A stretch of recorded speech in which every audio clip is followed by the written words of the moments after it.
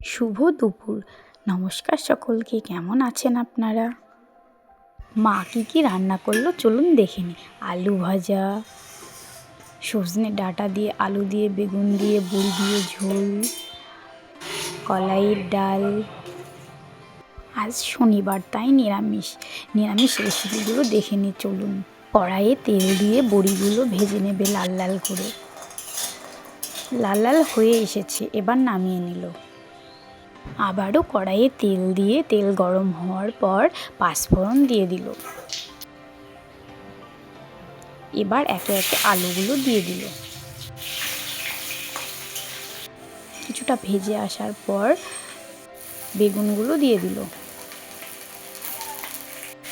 এবার দুটোকে ভালো করে মিশিয়ে নেবে। আলু বেগুন কিছুটা ভেজে আসার পর সজনে ডাঁটাগুলো দিয়ে দিল। ভালোভাবে মিশিয়ে নিচ্ছে সবগুলো।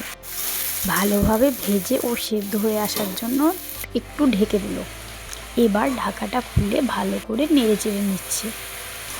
কিছুটা নেড়েচেড়ে নেওয়ার পর আদা, জিরে, লঙ্কা ও সর্ষে বাটাটা দিয়ে ভালো করে নেড়েচেড়ে নিচ্ছে। সব কিছু ভালো করে মিশিয়ে নেওয়ার পর আবারও কিছুটা নাড়াচাড়া করছে। এবার ঝোলের জন্য জল দিয়ে দিল। কিছুটা নেড়েচেড়ে কিছুটা লবণ ও হলুদ গুঁড়ো দিয়ে দিল। এবার নেড়েচেড়ে গ্যাসটি অল্প দিয়ে সেদ্ধ হওয়ার জন্য রেখে দিবে। আগে থেকে ভেজে রাখা বড়িগুলোও দিয়ে দিল যাতে সেদ্ধ হয়ে যায় একসাথে। এবার ঢাকনাটা দিয়ে দিল। কিছুক্ষণ পর ঢাকনাটা তুলে আবারও কিছুক্ষণ নেড়েচেড়ে নিচ্ছে। এবার অনেকটাই সেদ্ধ হয়ে এসেছে এবং ঘন হয়ে এসেছে। এবার নামিয়ে নিচ্ছে। আমাদের তৈরি ডাঁটা, আলু, বেগুন ও বড়ির রসা তৈরি। আবারও কড়াই গরম করে তেল দিয়ে তেল কিছুটা গরম হয়ে আসলে পাঁচফোড়ন, শুকনো লঙ্কা ও তেজপাতাটা দিয়ে দিল। এবার কিছুটা নেড়েচেড়ে আদা বাটাটা দিয়ে দিল। কিছুটা নেড়েচেড়ে আগে থেকে সেদ্ধ করা কলাইয়ের ডালটা দিয়ে দিল। কিছুটা লবণ দিয়ে দিল। ফুটতে দেওয়ার জন্য রেখে দিল।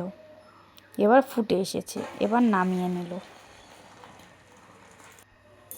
আমাদের তৈরি কলাইয়ের ডাল।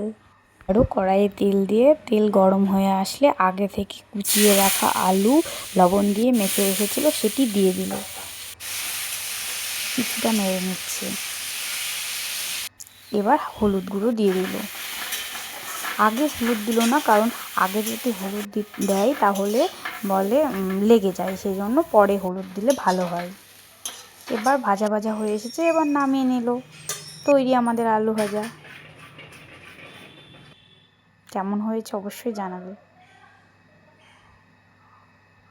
এবার স্নান করে এসে মা আমাকে খেতেও দিয়ে দিয়েছে। আজকে শনিবারের নিরামিষ মেনুগুলো কেমন হয়েছে অবশ্যই জানাবে। ভালো লাগলে সাবস্ক্রাইব করবে।